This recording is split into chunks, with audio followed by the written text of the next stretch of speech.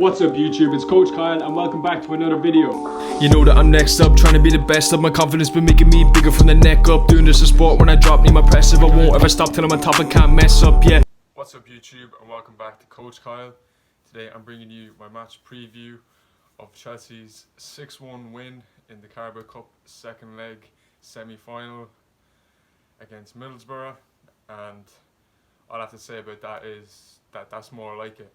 That is the Chelsea that we know. That is the sort of performance and result that we come to expect against a mid-table championship side. Far cry from the performance we put in the first leg, where we got bet 1-0, and yeah, a lot more positives to take from that game. Lots of people getting on the score sheet: Enzo, Disasi, Palmer, Madueke, and yeah, the performance overall much better. People playing in their actual positions. Poch putting a left back at left back. Choa back getting his 60 minutes from the start after coming back from injury. Good to see. He was on top form. He looked sharp, and yeah, that's going to strengthen us a lot for the rest of the season. Hopefully he can keep fit. And yeah, we got to a Carabao Cup Carabao Cup final, potentially against Fulham or Liverpool. It's on the 25th of February, and yeah, it's something to look forward to. I think I was definitely Poch out after back in December, and then after the first leg I really wanted him gone, but he's partially redeemed himself for now. He can probably stay to the end of the season, and depending really on how bad or good the final goes. He said in his press conference that the objective was to get to the final, which I didn't really like, to be honest. As a Chelsea, we should be aiming to win things, not just to get to finals, but I suppose anything can happen on final day and any team can win, so objective was to get to the final. We done that. At least that's something ticked off, something positive for the players to build their confidence. And yeah, let's just have a minute to talk about the man, Cole Palmer. I said it ages ago when he signed.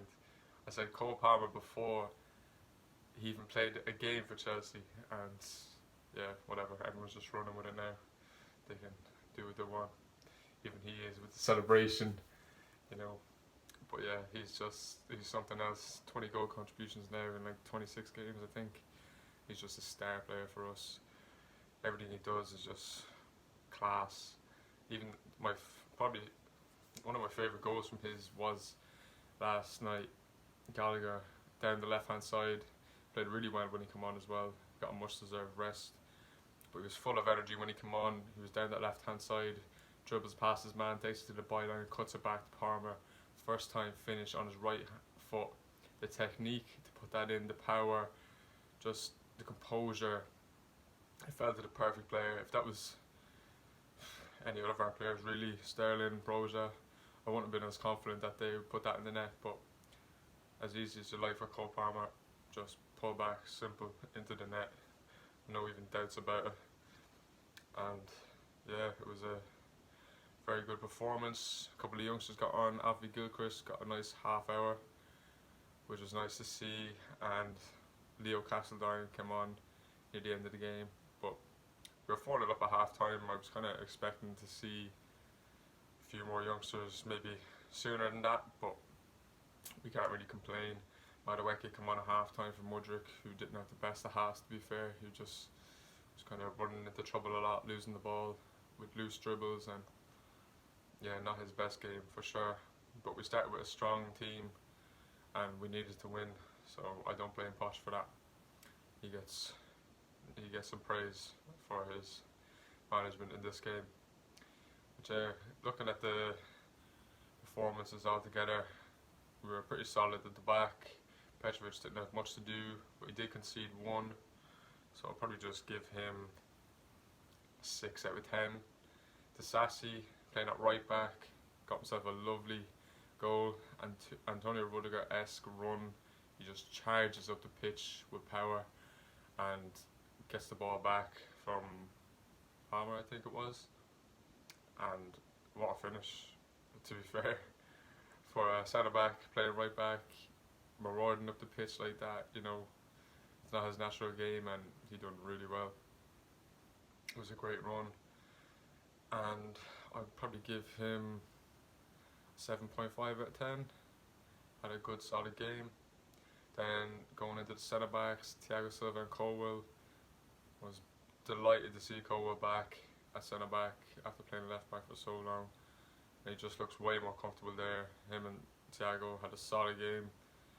Good few times Borough were trying to get in behind with Morgan Rogers and a few of their pacey players, and Colwell had the recovery pace, easy to just deal with any danger.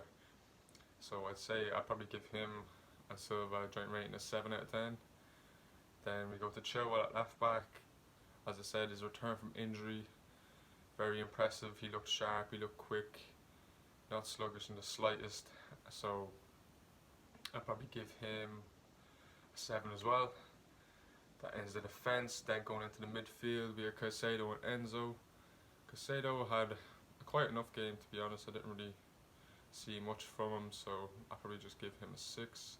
Enzo got on the score sheet as well, which was very likely to happen. Gary Neville was pointing out very early in the game how Middlesbrough were dropping Johnny Howson into the back line to make a back 5, and it was just kind of in sporadic moments when he thought there was danger, and was probably doing worse for what the team was trying to do than it was doing any good, because it was letting Enzo push up the pitch, and it was causing a bigger gap between the right back and the centre back, which was leaving a nice bit of space for Mudryk or Broja to run into. And unfortunately, the commentator's curse prevailed, and Johnny Howson was the one to put the ball into the back of the net to make it 1-0.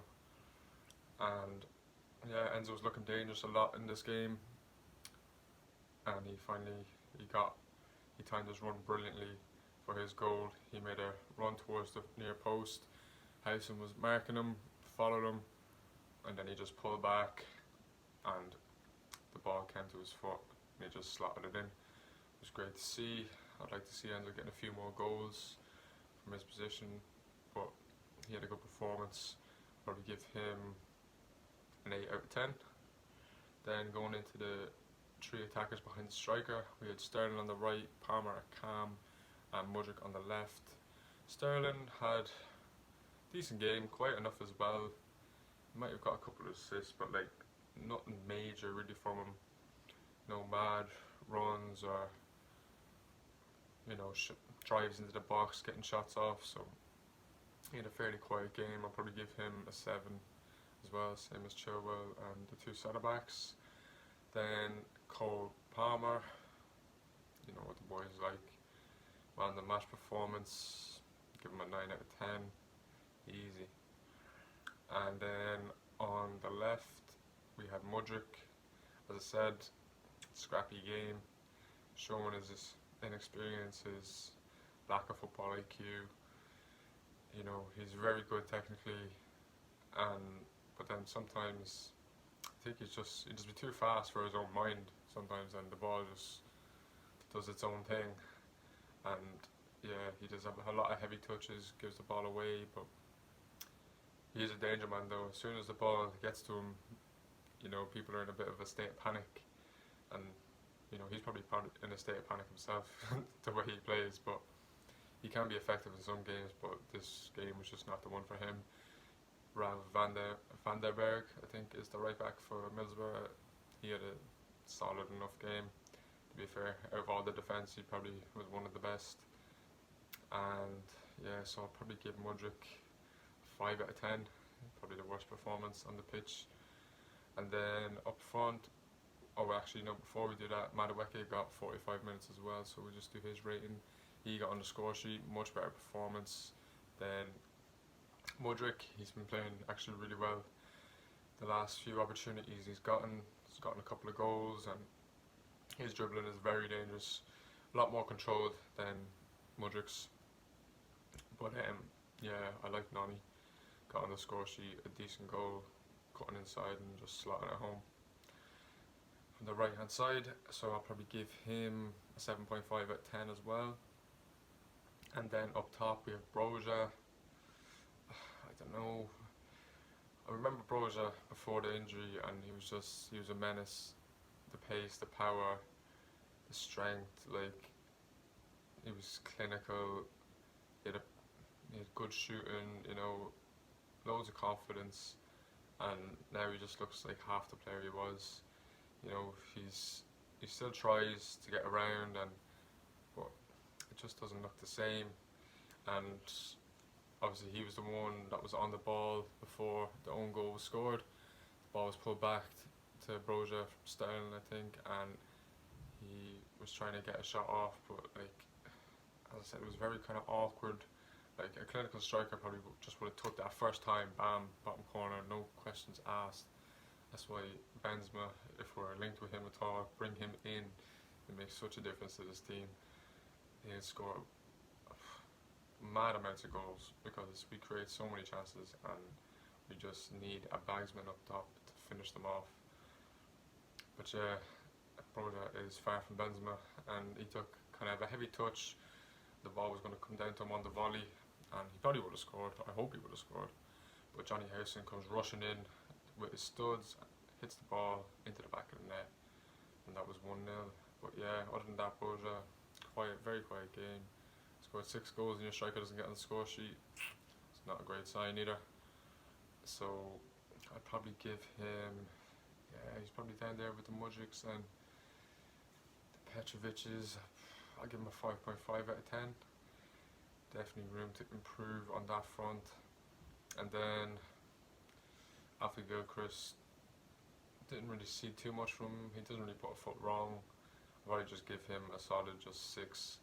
And Leo Castelline didn't really get much game time, to be honest, to give him a rating, so we'll just leave that. And yeah, that leaves Poch then. I was probably going to give him full praise, give him a 10 out of 10, but his substitutes weren't the best.